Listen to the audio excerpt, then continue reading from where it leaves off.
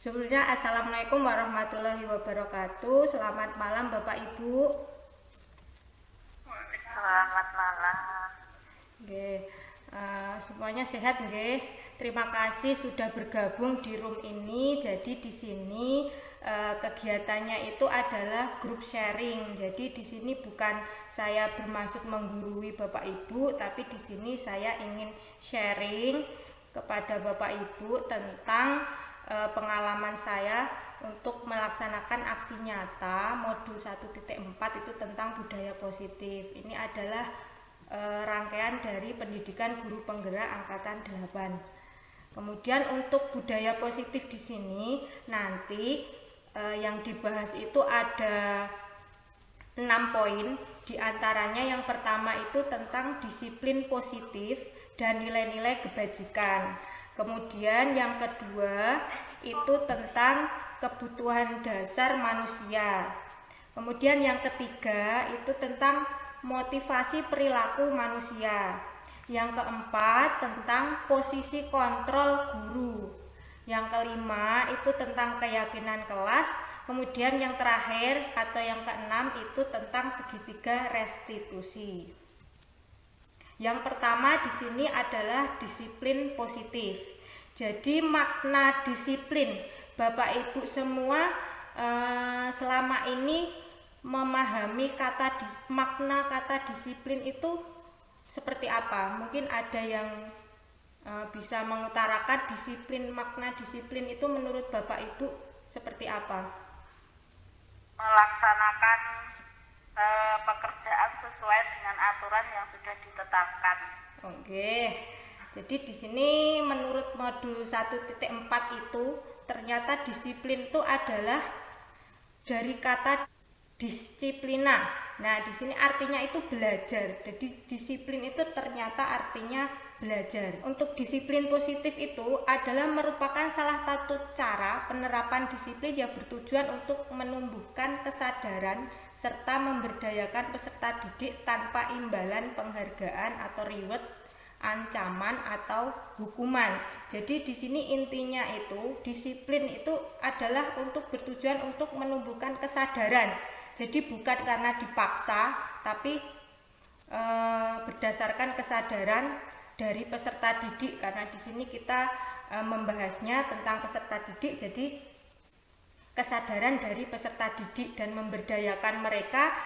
Jadi bukan disiplin itu karena ingin mendapatkan penghargaan atau menghindari ancaman atau hukuman, tapi itu adalah berupa menumbuhkan kesadaran seperti itu.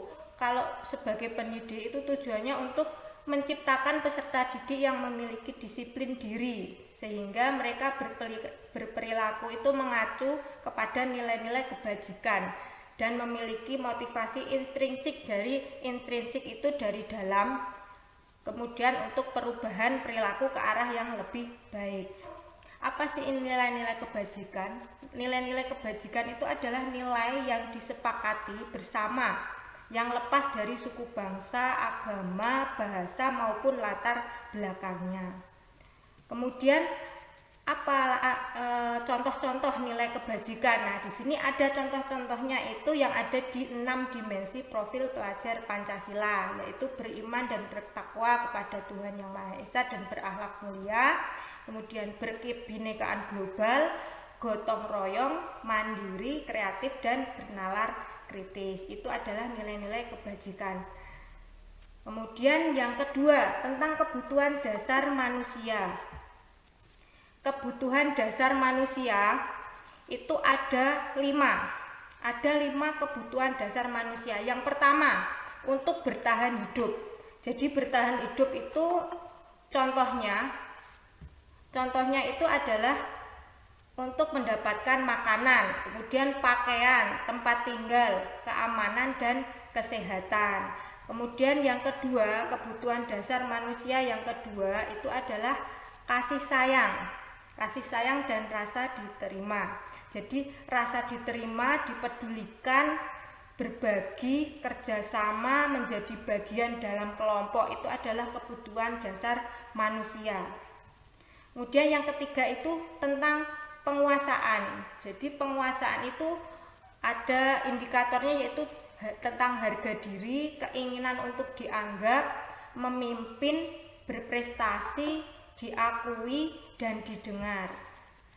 Kemudian yang kelima itu tentang kebebasan. Jadi kebutuhan dasar manusia itu ada yang kebutuhannya itu pengen kebebasan, yaitu mandiri, memiliki pilihan, mencoba hal baru, mampu mengendalikan arah dirinya. Kemudian yang terakhir itu adalah kebutuhan dasar manusia terhadap kesenangan. Jadi di sini kebutuhan manusia itu ada yang butuh bermain, humor, antusiasme, dan tertawa. Jadi ini adalah 5 kebutuhan dasar manusia. Manusia di sini adalah yang dimaksud adalah peserta didik. Jadi peserta didik itu memiliki 5 kebutuhan dasar. Selanjutnya yang ketiga tentang motivasi tadi. Motivasi itu ada 2, motivasi perilaku manusia itu yaitu ekstrinsik dan intrinsik. Jadi untuk ekstrinsik itu adalah motivasi yang berasal dari luar, yaitu apa perilaku manusia itu motivasinya, yaitu motivasi untuk menghindari ketidaknyamanan atau hukuman, kemudian untuk mendapatkan imbalan atau penghargaan dari orang lain. Itu untuk motivasi yang dari luar. Untuk dari dalam itu adalah motivasi untuk menjadi orang yang mereka inginkan dan menghargai diri sendiri dengan nilai-nilai yang mereka percaya. Jadi menjadi orang yang mereka inginkan, jadi menjadi orang yang kita inginkan. Jadi kita itu menginginkan seperti apa. Nah, itulah motivasi dari intrinsik, dari dalam. Untuk ketidaknyamanan itu kan hubungannya dengan hukuman. Jadi hukuman itu ada 3 istilah yang ternyata itu berbeda. Yang kita sering dengar itu adalah hukuman. Hukuman itu apa toh? Hukuman itu adalah suatu tindakan yang tidak terencana. Biasanya tidak terencana. Biasanya kita kalau menghukum siswa kita itu tanpa rencana, jadi tidak terencana atau tiba-tiba. Kemudian murid itu tidak tahu apa yang akan terjadi, tidak dilibatkan dalam menentukan hukuman yang kita berikan. Kemudian bersifat satu arah. Jadi kita kalau memberikan hukuman itu pasti kita cuma mementingkan kepentingan kita sendiri. Jadi tidak memberi tawaran ke siswa, kamu mau minta hukuman apa, itu tidak. Jadi bersifatnya satu arah, pasti cuma itu keinginan yang menghukum. Nah, kemudian yang keempat itu berupa hukuman fisik atau psikis. Jadi kalau hukuman itu biasanya keempat kriteria ini yang kita lakukan. Kemudian ada istilah lain, konsekuensi. Ternyata hukuman dan konsekuensi itu berbeda. Kalau konsekuensi itu terencana. Jadi misalnya ada siswa yang misalnya kalau di kelas itu ada yang membuat kesepakatan kalau rame suruh membayar denda. Nah, itu kan sudah terencana. Nah, seperti itu konsekuensinya. Misalnya rame berarti konsekuensinya harus membayar denda. Misalnya seperti itu. Dan disepakati sesuai peraturan. Kemudian yang kedua itu murid tetap dibuat tidak nyaman, karena murid itu tidak nyaman misalnya disuruh membayar denda, kan mereka tidak nyaman karena merasa kekurangan misalnya uang jajannya. Nah, seperti itu. Kemudian yang ketiga itu sikap guru selalu memonitor murid. Jadi sikap guru itu mengawasi murid.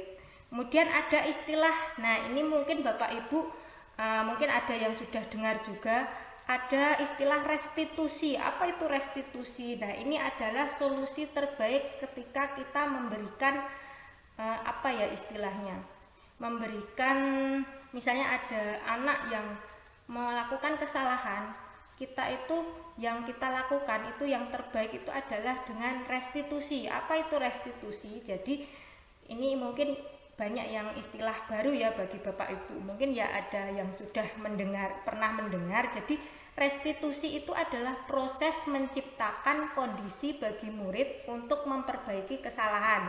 Jadi mereka itu misalnya ada murid yang mempunyai kesalahan, mereka itu diberi kesempatan untuk memperbaiki kesalahan tersebut, tapi dengan melibatkan murid tersebut. Jadi bukan memberikan hukuman atau konsekuensi, tapi di sini istilahnya adalah restitusi.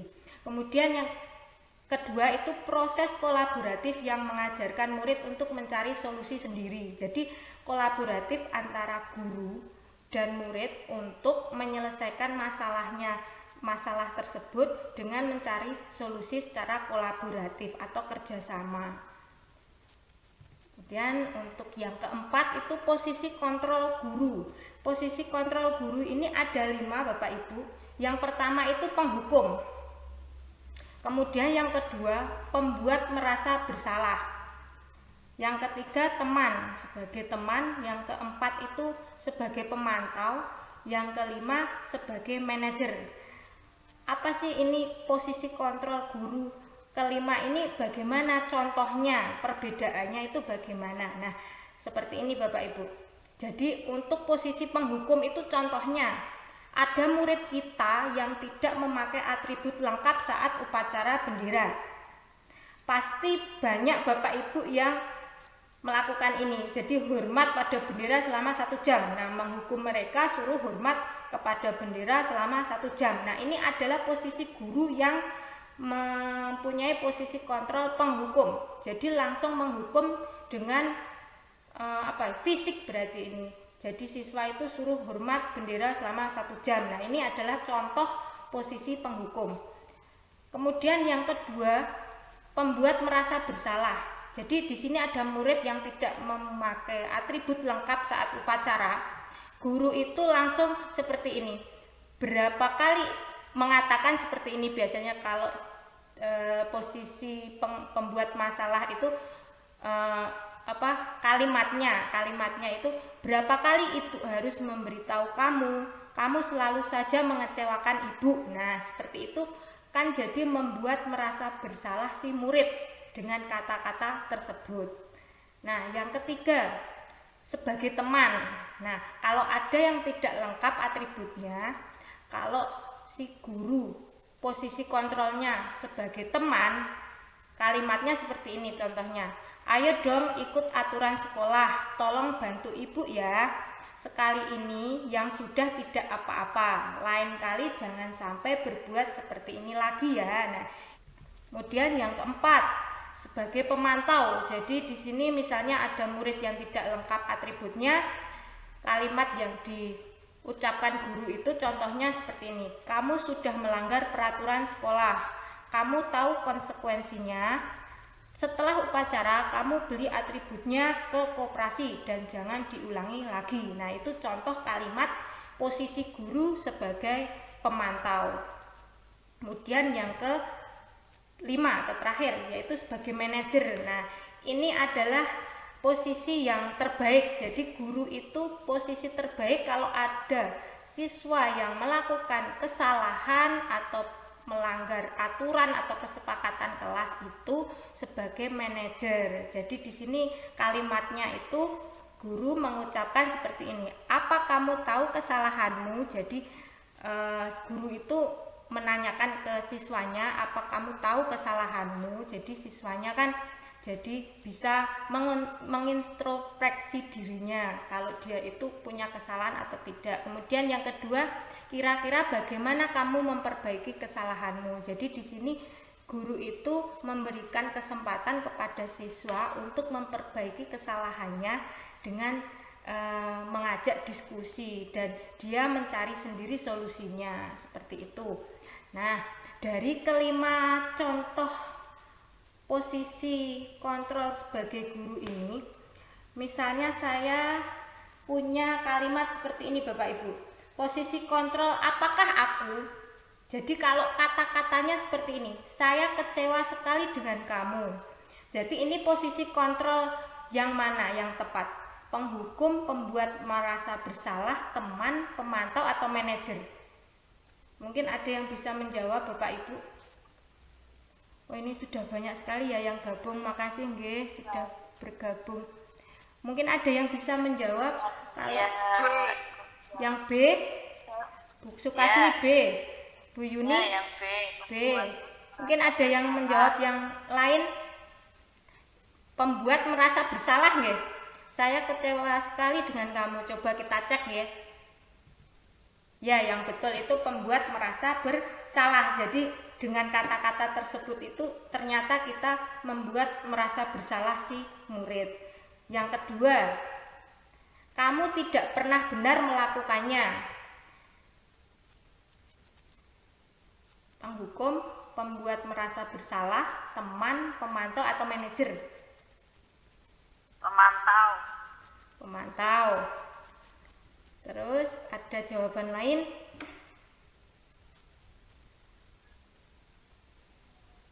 D. D. D, pemantau.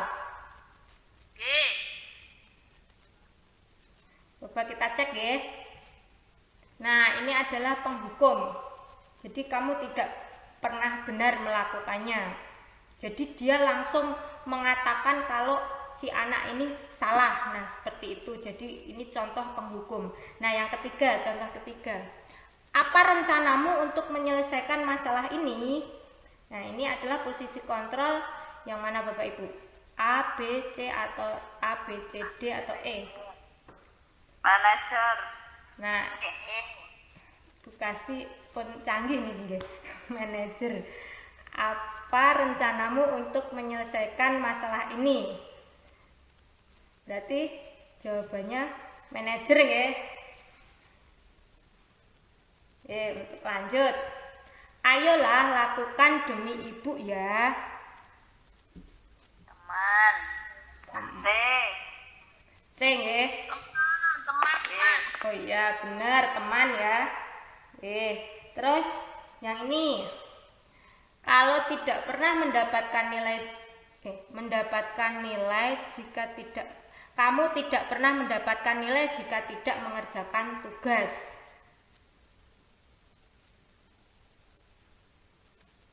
Penghukum. A.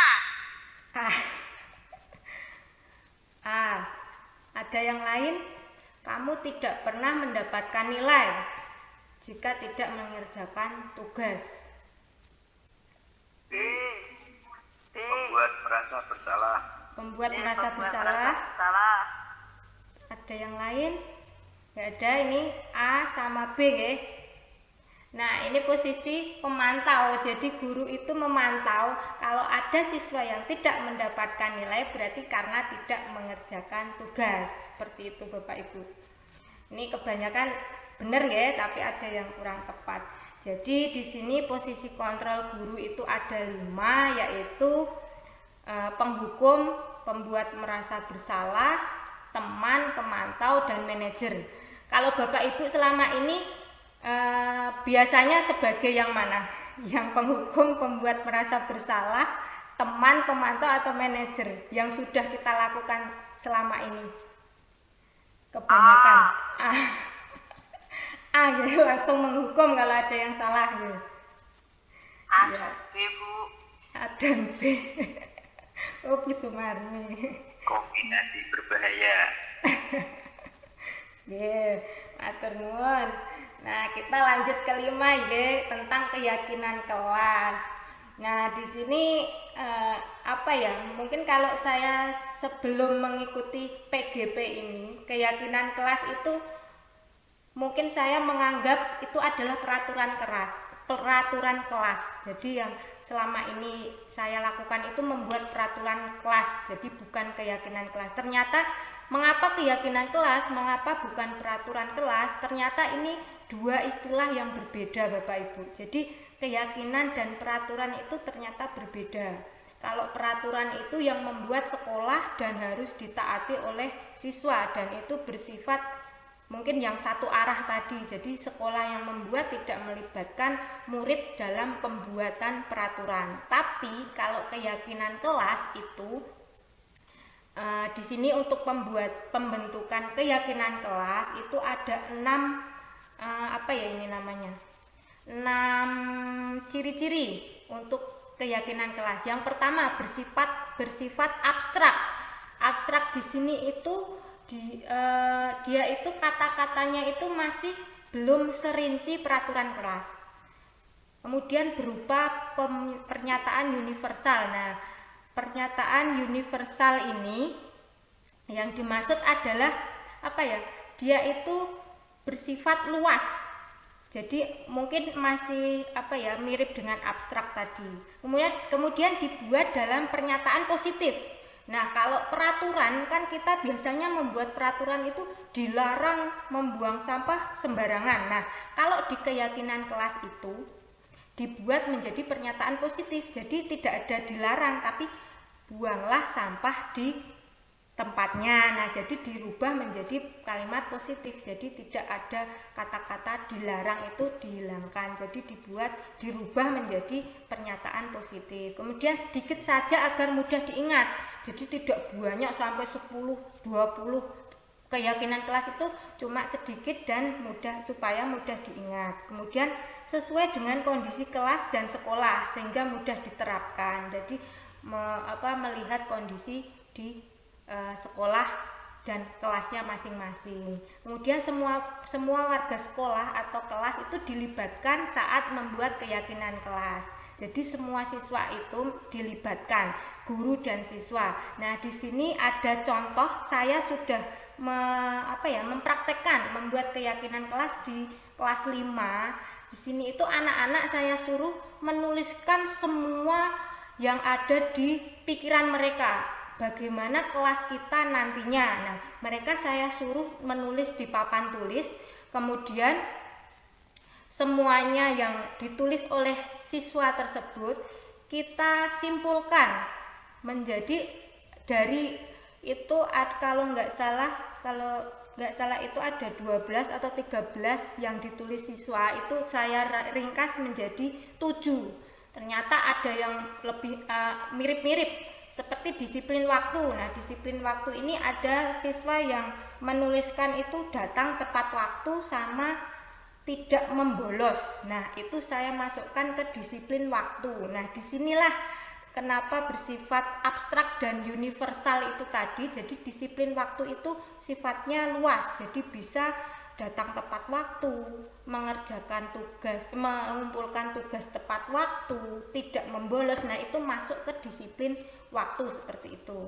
Jadi keyakinan kelas di sini, kalau nanti Bapak Ibu ini harusnya dilakukan itu di MPLS kemarin. Jadi MPLS kemarin mungkin sekarang sudah selesai nggak MPLS. Jadi keyakinan kelas ini sebaiknya disusun itu sebelum pembelajaran dimulai. Jadi di awal tahun ajaran. Jadi siswa itu semuanya satu kelas itu diberi tawaran atau diberi kesempatan untuk mengutarakan kelas impian mereka. Jadi kelasnya itu pengen bagaimana besok. Nah, jadi kita harus membuat keyakinan kelas. Nah, seperti itu. Dan disetujui oleh warga kelas karena ini keyakinan kelas. Kalau keyakinan sekolah berarti semua warga sekolah tanda tangan. Kalau ini saya lingkupnya kelas, jadi di kelas saya itu ada 10 anak. Nah, di sini mereka tanda tangan di kotak yang sudah disediakan di bawah ini. Jadi ini masih yang masih poster nih. Kalau yang dicetak sudah ditandatangani seperti itu. Kemudian yang terakhir nih, ini mohon maaf harusnya 6, saya nulisnya 5. Apa sih itu segitiga restitusi? Tadi kita sudah belajar tentang arti restitusi tersebut. Restitusi itu apa tadi sudah kita bahas di depan. Nah, di sini ada yang istilahnya itu segitiga restitusi.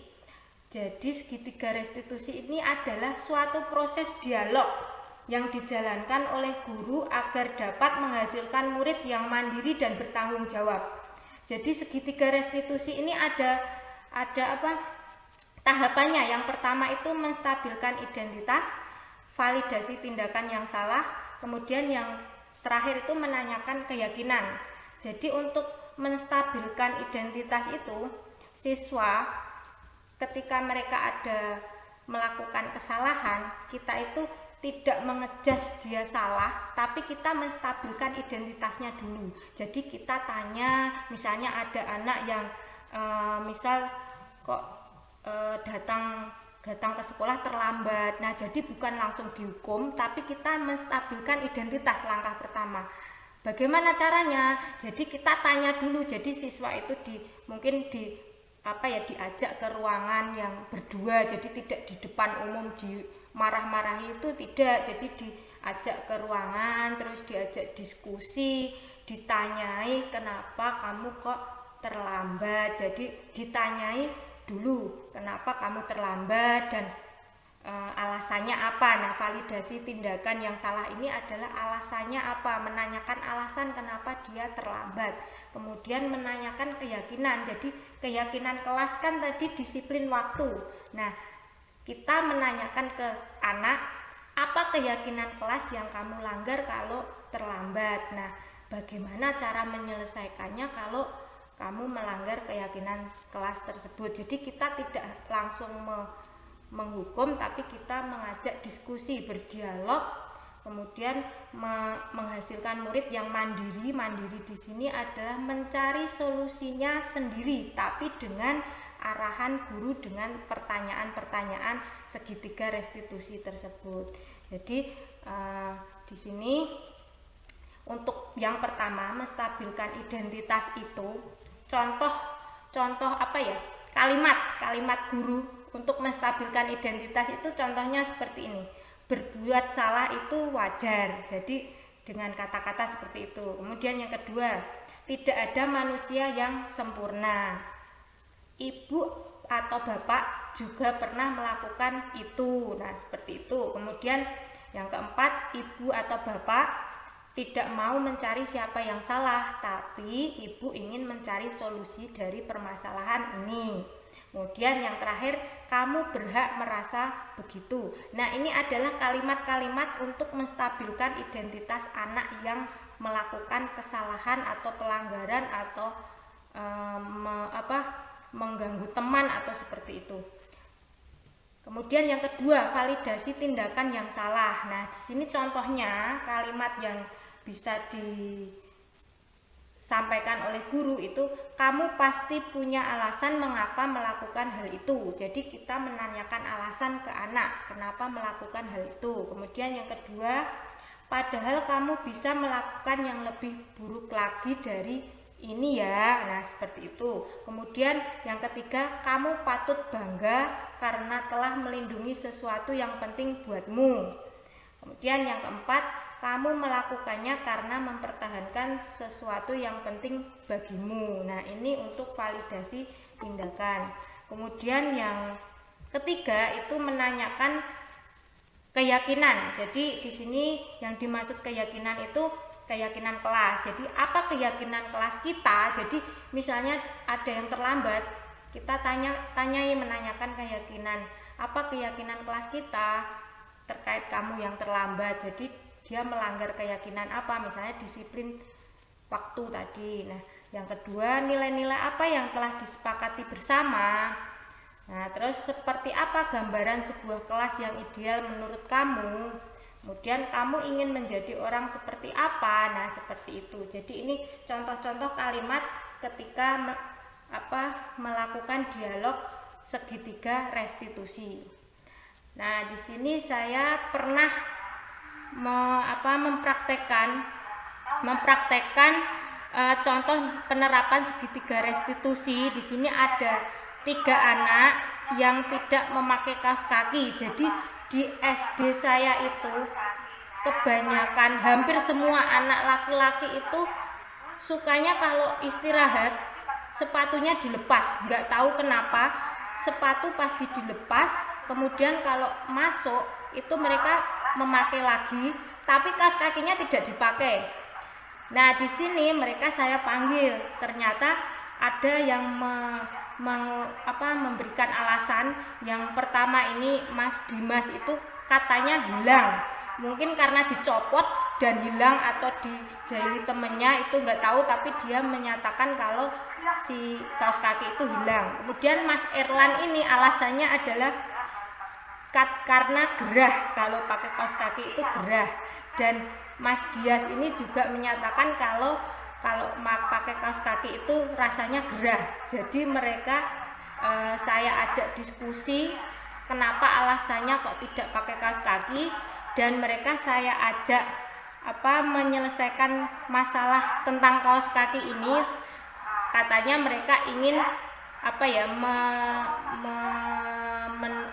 tidak melanggar keyakinan kelas lagi yang terkait atribut, kan atribut harus komplit. Mereka berjanji kalau tidak melanggar aturan kelas yang berhubungan dengan atribut, dan mereka ingin menggunakan kaos kaki dan tidak melepas sepatu ketika istirahat. Nah, seperti itu. Nah, baik Bapak Ibu, untuk presentasi hari ini sudah selesai.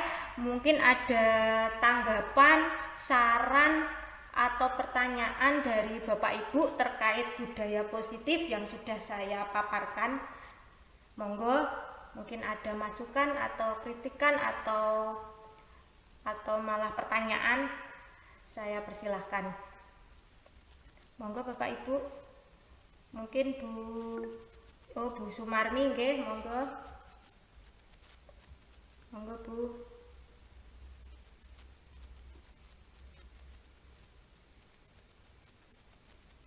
Suaranya belum terdengar nggih, Bu. Mohon maaf Bu Sumarmi, belum terdengar suaranya.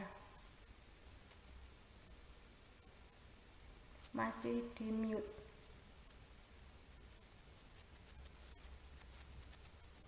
Ya, mohon maaf. Nggih. Dengar nggih. Nggih, sampun. Matur nuwun, sebelumnya mohon maaf tadi saya telat bergabung, tapi alhamdulillah masih bisa mengikuti separuh perjalanan. Pada intinya luar biasa sekali apa yang telah disampaikan oleh Bu Mariati, dan menjadi satu pencerahan bagi saya khususnya.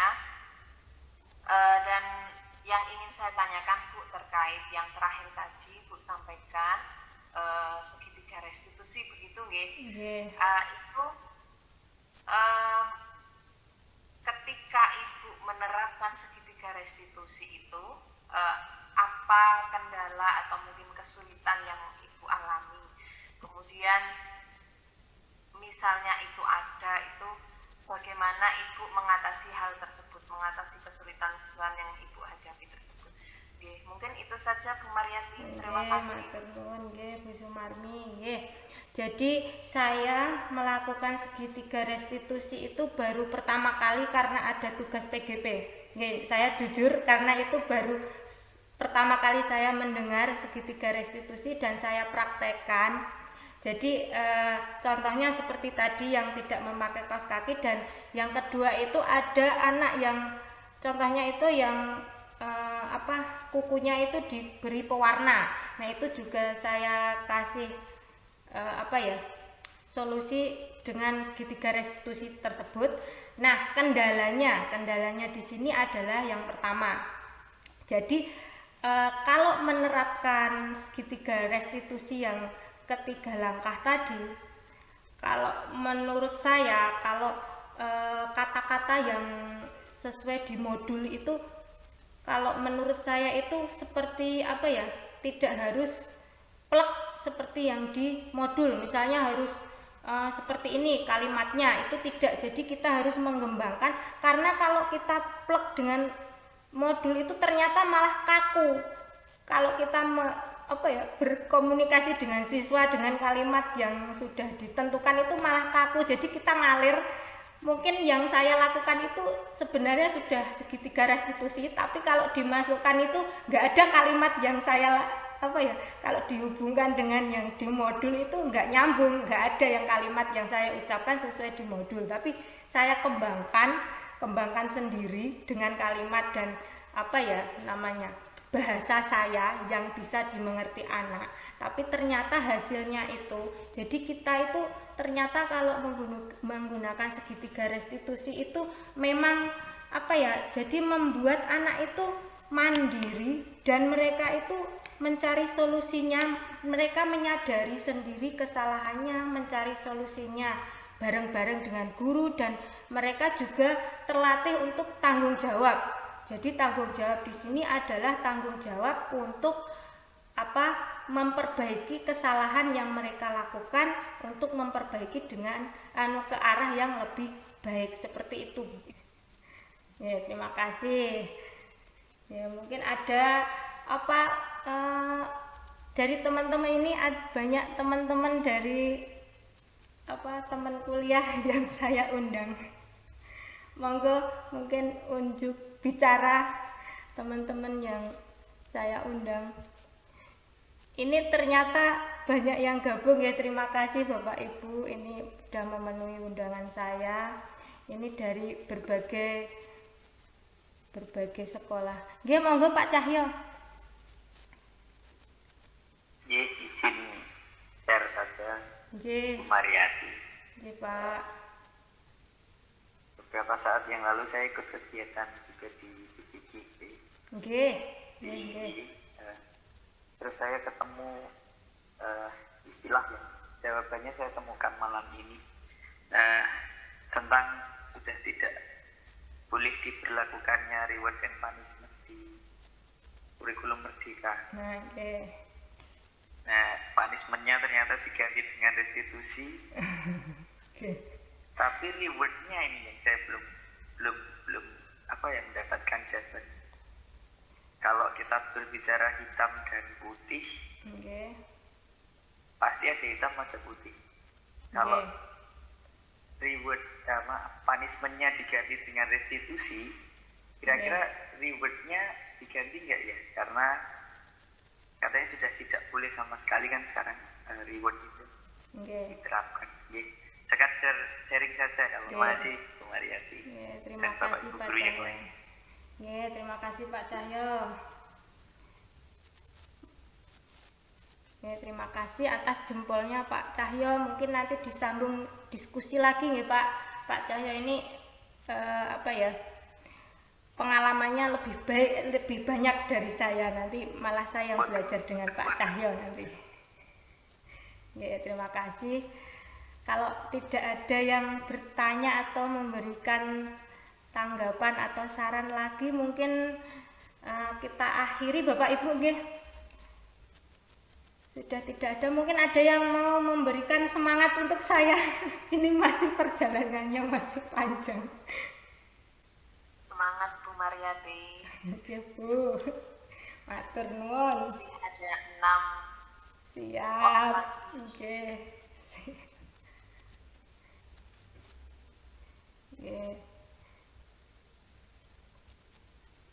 Niat ingsun pokoknya. Siap Pak, mangke Pak Cahyo menusul nggih Pak. Dereng. Bukana ini jempolnya, makasih Bu. Mungkin kita akhiri nggih Bapak Ibu, kurang dan lebihnya mohon maaf. Semoga ilmu yang sedikit ini berkah dan manfaat. Amin. Salam guru penggerak, tergerak, bergerak, menggerakkan.